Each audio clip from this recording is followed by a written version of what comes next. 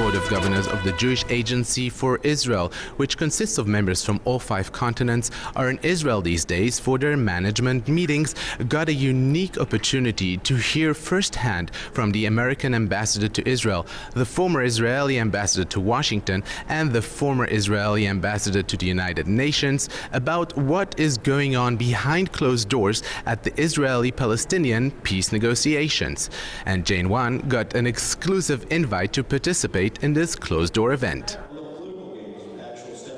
As everyone keeps talking about Secretary of State John Kerry's commitment for the peace in the Middle East, the real force behind those talks is the American ambassador in Israel, Dan Shapiro, who has worked tirelessly for the past 3 years to get the sides to talk to each other and seems to never give up hope, even in the gravest moments. It's true the United States has always taken a position, or certainly for many years, and it's always been President Obama's view, and he says it in every speech, that Israel is a Jewish state, deserves to be recognized as such.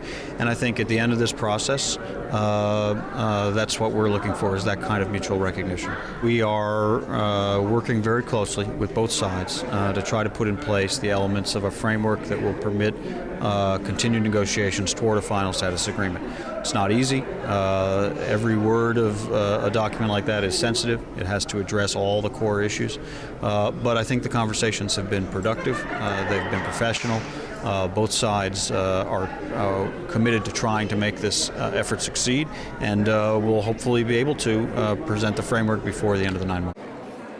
The former Israeli ambassador to the United Nations, Dan Gillerman, has been involved with the negotiations for years. He too understands that if something dramatic won't happen soon, the escalation that might follow will be something our grandchildren will still have to endure.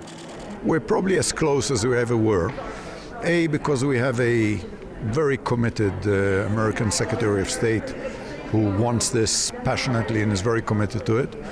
We have, I believe, an Israeli Prime Minister who has reached the decision that he wants to make peace. And we have an Arab and Muslim world which I think would support a Palestinian leader who would go for it precisely because of the dangers and the threats which it is facing from the extremists. Well, I think the one most important element is the element of trust. And I think that what I would say to both sides is, trust each other, believe that it is important for both your people. There are dangers, there are very great risks to be taken, but they are the risks of war, of another intifada or another war, is far greater, and therefore, for the sake of our children and grandchildren, just do it. Palestinians will not be able. Michael Oren has returned to Israel in the last few months after finishing his post as the Israeli ambassador to Washington.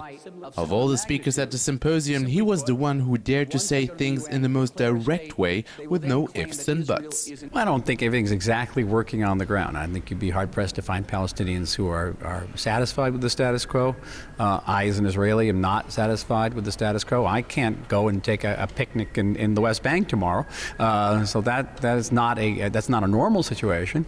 I can't even visit. It's very difficult for me to even visit as a tourist there with a passport. So if our goal is to create two states that are permanent and legitimate and mutually recognized, then we're not there yet, and we've got quite a way to go. Although when this symposium was originally incepted, it was supposed to outline the progress in the peace negotiations. However, what we heard here tonight didn't end up being so positive. For JN1, I'm Jacobsohn at the David Intercontinental Hotel in Tel Aviv.